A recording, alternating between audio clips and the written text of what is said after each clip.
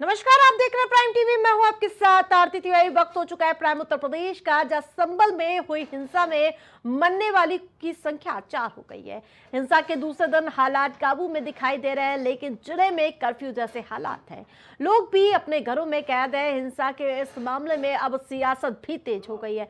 सपा मुखिया अखिलेश यादव से लेकर सपा से मऊ सांसद अफजाल अंसारी ने सरकार और प्रशासन पर गंभीर आरोप लगाए हैं। और इस मामले में हिमाचल के मंडी से सांसद कंगना रनौत ने सरकार का पक्ष लेते हुए नजर आए, तो वहीं नगीना सांसद चंद्रशेखर आजाद उस पूरे मामले में सरकार और प्रशासन को घेरते नजर आए। उन्होंने संभल में हुई हिंसा का ठीकरा प्रशासन पर फोड़ा है। वहीं अब वो हिंसा के बाद संभल जाने वाले थे, इसको लेकर प्रशासन ने भी अपनी तैयारी पुख्ता कर रखी थी। नगीना सांसद जब संभल के लिए निकले तो प्रशासन ने उन्हें हापुड़ के पिलखुआ टोल प्लाजा पर ही रोक लिया। इस दौरान उनकी प्रशासन के लोगों के साथ तीखी नोकझोंक हुई। नेता बनना छोड़ दो, नेताओं का सहारा लेना छोड़ दो। किसके लिए भाषा थी वो? और मैं ये कहना चाहता हूँ, हालांकि सब जानकारी आपके पास है। दुखद है कि नईम जैसे नौजवान की जान चली गई, बिलाल की जान गई है, रोमान की जान गई है, कैफ, अयान, और इसमें से कुछ कम उम्र के भी हैं। मुझे याद है जब मैं लखनऊ में प्रेस कर रहा था, उस समय जो जानकारी थी और जो जानकारी छिपाई जा रही थी, जब वहां पर लोकल स्तर से जानकारी हासिल हुई, तब मैंने कहा कि नईम की जान गई है और पुलिस की गोली से गई है। देखिए, हिंसा के पीछे जिम्मेदार जो कोई भी है वो सामने आना चाहिए। ये कोई साजिश है या अचानक घटनाक्रम हुए, तब सब जानकारी में आएगा जब इसकी जांच होगी। राशन चाहे दिया हो, चाहे टॉयलेट्स दिए हो, चाहे अनाज दिया हो, चाहे गैस सिलेंडर्स दिया हो, तो उससे पता चलता है कि कौन देवता है और कौन दैत्य है। जो महिलाओं का अपमान करते हैं उनको जो है इस तरह से सरेआम जो है मेरा घर तोड़ा गया, गंदी गंदी गालियां मुझे दी गई। कुछ मूर्खों के इकट्ठे हो जाने से देश के टुकड़े नहीं हो सकते। हमारी सारी पार्टी के लिए ही ये एक ऐतिहासिक जीत है। और ये जो सरकार लगातार इस बात का दावा करती है कि हमारी कानून व्यवस्था बहुत चाक चौबंद है, परिंदा पर नहीं मारेगा, और हम कहीं कोई उपद्रव नहीं, कहीं कोई बलवा नहीं, कहीं कोई धकाधक बलवे हो रहे। ये जब चाहे जहां चाहे बलवा करा सकते हैं। इससे पहले बहराइच में इस तरह की घटना हो चुकी है। कई शहरों में छोटी बड़ी घटनाएं आए दिन हो रही हैं। उत्तर प्रदेश के मुख्यमंत्री योगी आदित्यनाथ जी और उत्तर प्रदेश के पुलिस प्रशासन से मैं मांग करना चाहता हूं कि संभल कल्कि भगवान की अवतरण स्थली है। 24 कोस की परिधि में भगवान अवतार लेंगे, ये पुराणों में लिखा है। संभल बहुत शांति प्रिय और बहुत ही मोहब्बत का स्थान है, लेकिन समाजवादी पार्टी के कुछ नेता संभल को दंगों की आग में झोंकना चाहते हैं। वही सच्चाई पूरी तरीके से जो है विकास की बात नहीं हो रही, मुद्दे की बात नहीं करते भाजपा के लोग। यूपी में जिस तरीके से तांडव ये लोग कर रहे हैं, वो लोग चाहते हैं कि यूपी से पूरे देश में माहौल जो है हिंसक करें, नफरत फैलाएं।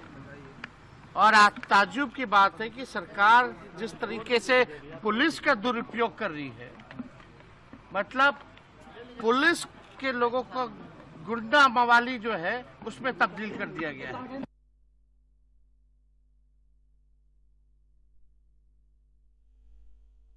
संभल में हुए सर्वेक्षण के बाद दंगे को मद्देनजर रखते हुए फिरोजाबाद में पुलिस हाई अलर्ट पर आ गई है।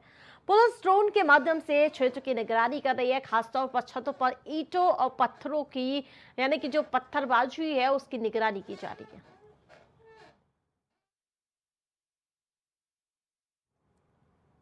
उत्तर प्रदेश की 9 विधानसभा सीटों पर हुए उपचुनाव में सबसे अधिक वोटों से जीत दर्ज करने वाले भाजपा विधायक ठाकुर रामवीर सिंह से हमारे संवाददाता अब्दुल बाजुद ने खास बातचीत की। इस दौरान विजयी भाजपा विधायक ठाकुर रामवीर सिंह को नरकी की ऐतिहासिक जीत को इंसानियत की जीत बताए हैं।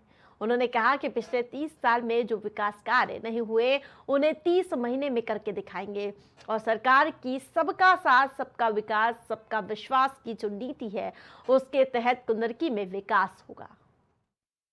यूपी की 9 विधानसभा सीटों पर हुए उपचुनाव में सबसे ज्यादा मार्जिन से जीत दर्ज कराने वाले भारतीय जनता पार्टी के कुंदरकी से प्रत्याशी ठाकुर रामवीर सिंह जी हमारे साथ हैं। अब विधायक बन चुके हैं। सर, किस तरह का जो सिनेरियो था वो उससे बिल्कुल उलट परिणाम आए हैं। आपको अंदाजा 50,000 वोट से अधिक का था, कार्यकर्ताओं को 1 लाख वोट से जीत का था, लेकिन उससे ज्यादा बम्पर जीत और पूरे यूपी में जितनी भी विधानसभा में उपचुनाव हुए सबसे ज्यादा जीत दर्ज कराई। ये क्या फैक्टर मानते हैं? मैंने कोई झूठे वादे करके और धोखा देके ये चुनाव नहीं जीता है। हमारे परम श्रद्धेय योगी जी और उनके कैबिनेट के मंत्री टिकट घोषित होने से पहले 250 करोड़ के काम यहाँ कर गए थे और लोगों का ये अनुमान था कि जब 250 करोड़ का काम पहले हो सकता है और हम यहाँ से विधायक बना देंगे तो 2,500 करोड़ का काम यहाँ होगा और 2,500 करोड़ का यहाँ विकास होगा। मोदी जी ने जिस तर्ज पर देश में स्मार्ट सिटी बनाए हैं उस तर्ज पर हम यहाँ स्मार्ट विलेज बनाने का काम करेंगे और उसके लिए आदरणीय प्रधानमंत्री और परम श्रद्धेय योगी जी मुख्यमंत्री जी से विशेष पैकेज की मांग करेंगे और वो हमें देंगे भी, ऐसा भरोसा है, क्योंकि उनकी योजनाओं का लाभ सभी को बराबर मिला है। कोई पक्षपात रवैया उनका नहीं रहा है और चूँकि कुंदरकी ने एक विशेष जो है कार्य किया है जिससे पूरे देश में एक अलग छवि बनी है, तो कुंदरकी के लिए उनका विशेष स्नेह और प्यार हमेशा बना है। कौन सा ऐसा बड़ा वो मानते हैं कि जो कार्य होना है यहाँ पर जो 30 साल के कार्यकाल में नहीं हुआ, जो आप अब कराना जा रहे हैं? यहाँ सबसे बड़ा काम जो है एक खबड़िया घोड़ से लेके छतरपुर मक्टा खेड़ा तक कोसी नदी का बंधा अगर बनेगा तो 60-70 गाँव में जो बाढ़ आती है बर्बाद हो जाती हैं फसलें और गाँव के किसान लोग, वो बड़ा काम है। दूसरा लाइन से इधर नेशनल हाईवे लाइन के उधर स्टेट हाईवे को हम कराना चाहते हैं, वहाँ थोड़ा सा ही काम करना पड़ेगा, बाकी सब काम ऑलरेडी है। तीसरा यहाँ मोंडा पांडे और कुंदरकी के बीच में 50 किलोमीटर की दूरी है, अंदर अगर खादर चले जाएं तो हम चाहते हैं कि 50 किलोमीटर की दूरी के बीच में कहीं 2 अस्पताल सरकारी यहाँ बने। यहाँ 15 किलोमीटर पे बिजली घर है, तो उन बिजली घरों का परिसीमन भी हो और नए बिजली घरों की स्थापना हो, एक ये बड़ा विषय है। तीसरा, जिला मुख्यालय से बहुत सारे मार्ग अवरुद्ध हो जाते हैं बरसात में, वो ठीक से रप्टे और पुलिया बन जाए। ये कई नदियों से घिरा हुआ क्षेत्र है, गांगन नदी, रामगंगा नदी, कौशल्या नदी, रजड़ा नदी, बाहल्ला नदी और करोले का बहुत बड़ा एक यहाँ नाला है। इन सब पर पुल और पुलिया बन जाएंगे तो रास्ता लोगों का आवागमन और सुगम हो जाएगा। कुल मिलाकर कुंदरकी के जो निवासी हैं उनका जो सपना है वो साकार होने जा रहा है और सरकार की नीति सबका साथ सबका विकास सबके विश्वास पर काम होने जा रहा है। कैमरा पर्सन जीशान के साथ में अब्दुल वाजिद, प्राइम टीवी, मुरादाबाद।